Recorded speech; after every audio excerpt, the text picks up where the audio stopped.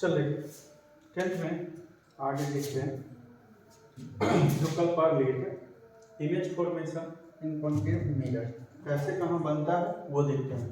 ठीक है, अवतल दर्पण में जो इमेज बनता है, प्रतिबिंब बनता है, वो कहाँ पे ऑब्जेक्ट को रखते हैं, कैसे रखते हैं, कहाँ पे बनता है इमेज, ये सब कुछ पीछे हम पढ़ चुके हैं। अब आगे हम देखते हैं कि कैसे इमेज बन जाता है। तो पहला प्रतिबिंब हमको बनाना है जब वस्तु हो पोल और फोकस के बीच में।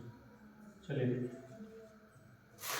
ध्रुव और फोकस के बीच में जब होगा अवतल दर्पण में कॉन्केव मिरर में, ये हो गया ध्रुव, फोकस, वक्रता, केंद्र। इसके बीच में हमको वस्तु रखना है, ऑब्जेक्ट को। टी मान लीजिए ए बी, ए भी कोई ऑब्जेक्ट है, वस्तु। करना क्या होता है हमेशा, पहला एक रे लाइए इसके पैरेलल, मुख अक्ष के समांतर, प्रिंसिपल एक्सिस के पैरेलल। पैरेलल वाले के लिए हम पढ़ चुके हैं कि ये जब भी रिफ्लेक्शन होगा यानी परावर्तन के बाद पास होगा फोकस, तो ये चला आता है फोकस पे। उसके बाद दूसरा वक्रता केंद्र से, मतलब सेंटर ऑफ कर्वेचर से। इसके बारे में पढ़े थे कि यही एक ऐसा इमेज है जो बिहाइंड द मिरर बनता है, यानी दर्पण के पीछे बनता है। ठीक है, तो ये देखिए पहला क्या है, मुख अक्ष के समांतर फोकस पे चला है, दूसरा वक्रता केंद्र वाला वक्रता केंद्र पे जाता है, उसी पे वापस लौट आता है। यहाँ देखिएगा तो डिस्टेंस जो है जैसे जैसे आगे बढ़ रहा है घटता जा रहा है, मतलब ये इस तरफ अगर मिलता है तो ये रियल, लेकिन ये पीछे मिलेगा सिर्फ सिम होगा, मतलब दिखा सकते हैं हम कि ये मिल सकता है आगे। इसी कारण से बोलते हैं ये रियल नहीं होता, वर्चुअल होता, वास्तविक ना होकर ये आभासी होता। अभी हो गया ए डैश बी डैश, जब वस्तु भी ऊपर प्रतिबिंब भी ऊपर तो सीधा होगा, और सीधा जब भी होगा तो आभासी होगा यानी कि काल्पनिक होगा, और जब वस्तु ऊपर हो जाएगा प्रतिबिंब नीचे हो जाएगा तो उल्टा हो जाएगा। उल्टा जब भी होगा तो वास्तविक होगा, जब भी इन्वर्टेड होगा तो रियल होगा, इरेक्ट होगा तो वर्चुअल होगा। ठीक, अब देखिए ए डैश बी डैश हो गया। अब इसमें आपको लिखना है कि इसका क्या प्रकृति होगा। तो देखिए ऑब्जेक्ट से बड़ा है, सबसे पहले तो वर्चुअल है, और कैसा होगा, इरेक्ट होगा, मतलब सीधा है, बन रहा है बिहाइंड द मिरर। ठीक है, और ऑब्जेक्ट के साइड से बड़ा है, लार्जर। ठीक ठीक, और हिंदी में इसको बोलेंगे कि क्या है, आभासी है, सीधा है, और वस्तु के आकार से बड़ा है, जो बन रहा है कहाँ पे, दर्पण के पीछे। ये हमारा पहला प्रतिबिंब है जब ध्रुव और फोकस के बीच में वस्तु को रखते हैं, पी और एफ के बीच में। दूसरा क्या पढ़े थे कि वस्तु को इस तरफ खिसकाते जाए, तो दूसरा पोजीशन जो होगा ऑब्जेक्ट का वो होगा कहाँ पे, फोकस पर सीधे चलो। ठीक है, दूसरा जो होगा वो सीधे फोकस पे चला, तो फोकस पे रखेंगे वस्तु को, फोकस पे वस्तु को रख दिया, ये ए बी करना फिर वही, पहला मुख अक्ष के समांतर, मुख अक्ष के समांतर जब लाएंगे तो ये बिल्कुल चलाएगा फिर से प्रिंसिपल एक्सिस, मतलब क्या बोलता है, फोकस से प्रिंसिपल एक्सिस के पैरेलल। जब भी कोई रे आता है तो रिफ्लेक्शन के बाद वो पास होता है हमेशा फोकस से। ठीक है, दूसरा वही सेंटर ऑफ कर्वेचर से,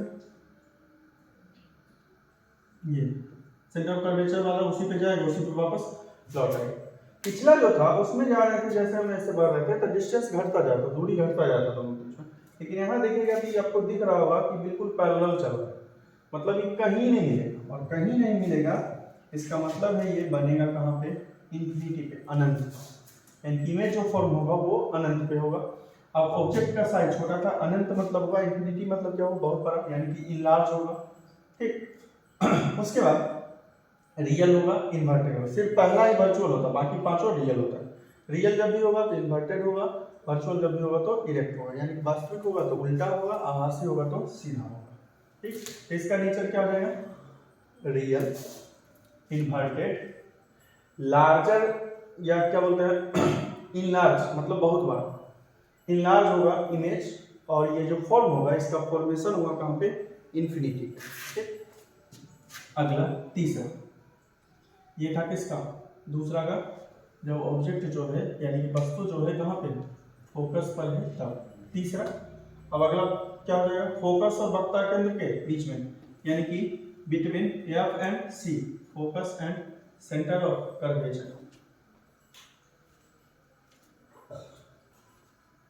तीसरा देखिए, सेंटर ऑफ कर्वेचर और फोकस के बीच में जब रखेंगे तो फिर से वही करना, ए बी,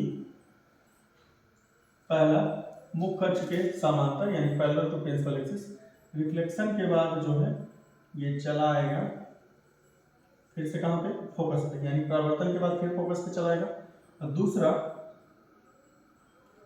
ये इस मिरर को थोड़ा सा और बड़ा कर लीजिए, इस पे जाएगा और इसी पे वापस लौट आएगा। इसको आगे जब देखिए यहाँ पे दूरी ज्यादा है और जैसे जैसे आ रहा है दूरी क्या हो रहा है, घट रहा है। इसका मतलब है इसको दोनों को लेते जाइए आगे, दूरी घटते घटते जो होगा ये मीट हो जाएगा कहीं,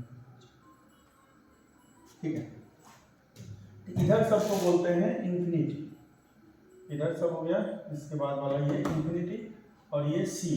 तो इमेज जो फॉर्म हो रहा है वो कहाँ, सी और इंफिनिटी के बीच जो इमेज बन रहा है वो वक्ता केंद्र और अनंत के बीच में, जहाँ पे कट गया दोनों वहाँ पे इमेज बना। तो इस ये देखिए इसको मिला लिए, तो ऑब्जेक्ट ऊपर में और इमेज उसका नीचे, यानी वस्तु ऊपर में और उसका प्रतिबिंब नीचे, तो उल्टा, ऊपर बी डैश नीचे ए डैश। अब देखिए वस्तु से बहुत बड़ा ये दिख रहा है यानी कि लार्ज है, ठीक। उसके बाद रियल इन्वर्टेड, क्योंकि वस्तु ऊपर में, ऑब्जेक्ट जो वो ऊपर है और इमेज उसका कहाँ है, नीचे। तो रियल होगा, इन्वर्टेड मतलब उल्टा, ऑब्जेक्ट ऊपर में और इमेज उसका नीचे, ठीक। ये तब का बना रहे हैं जब एफ और सी के बीच में तीसरा इमेज, ठीक।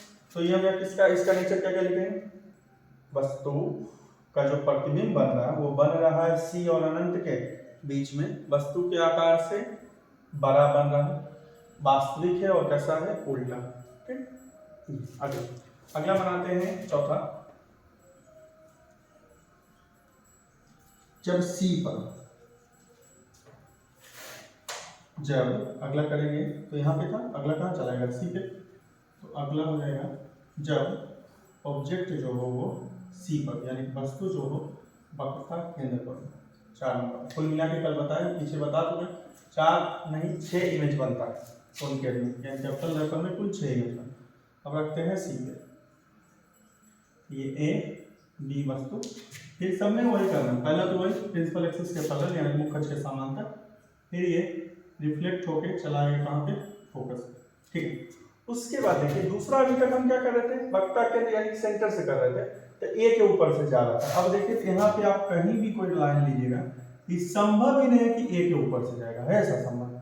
तो इसमें हम अलग रे डायग्राम यूज करेंगे, इसका फोकस का उल्टा, कि जब प्रिंसिपल एक्सिस के पैरेलल मुख्य अक्ष के समांतर इंसिडेंट होता है रे, तो पास होता है फोकस पे, और एक और क्या पढ़ते हैं, जब आएगा ही फोकस पे रिफ्लेक्शन के बाद क्या हो जाएगा, प्रिंसिपल एक्सिस के पैरेलल, यानी कि जब मुख्य अक्ष के समांतर आता है तो गुजरता है फोकस से, और जब फोकस पे ही आएगा तो मुख्य अक्ष के क्या हो जाएगा, समांतर। तो दूसरा इसमें ऐसा बनेगा, इसी में एक अलग होगा, फोकस पे गया, फोकस पे जाने के बाद ये प्रिंसिपल एक्सिस के पैरेलल है, मुख्य अक्ष के समांतर। ये देखिए ऑब्जेक्ट ऊपर में है, इमेज नीचे, उल्टा बी डैश ए डैश। अब इसमें क्या था, अभी तक इमेज बड़ा हो रहा था, इसमें दोनों का साइज सेम हो गया, दोनों का साइज बराबर इक्वल, ठीक है, ऑब्जेक्ट का और इमेज का। वस्तु ऊपर में, इमेज मतलब ऑब्जेक्ट ऊपर में और इमेज कहाँ पे, नीचे पे, तो रियल होगा और इन्वर्टेड होगा। उसके बाद फिर रियल और इन्वर्टेड होने के बाद दोनों का साइज इक्वल हो गया, और वस्तु भी सी पर और इमेज भी सी पर, यानी कि ऑब्जेक्ट भी सी पे है और उसका इमेज भी सी पे, वस्तु भी सी पे और प्रतिबिंब उसका कहाँ पे, सी पर बनेगा। तो अभी तक जो इमेज बन रहा था वो बड़ा बन रहा था, ऑब्जेक्ट का साइज छोटा था। यहाँ पे आने के बाद दोनों का साइज क्या हो गया, बराबर, जब वक्ता केंद्र यानी सेंटर ऑफ कर्वेचर पर। अगला क्या हो जाएगा, वक्ता केंद्र और अनंत के बीच में, यानी बिटवीन सी एंड इंफिनिटी।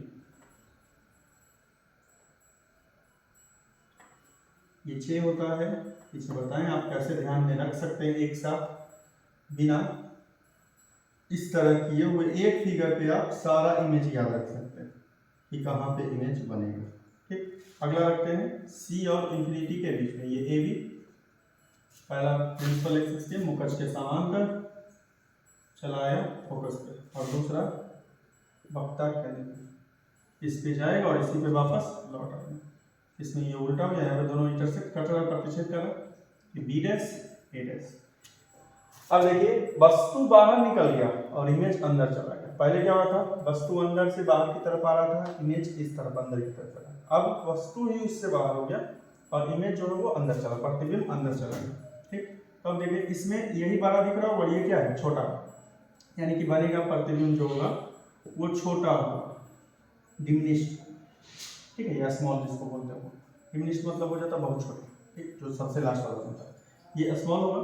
उसके बाद रियल है, इन्वर्टेड है और बन रहा है एफ और सी के बिटवीन, यानी कि एफ और सी के बीच में, फोकस और वक्ता केंद्र के बीच में, between focus and centre of curvature. ये आपका पांचवा था, जब ऑब्जेक्ट हो कहाँ पे, सी और इंफिनिटी के बीच में।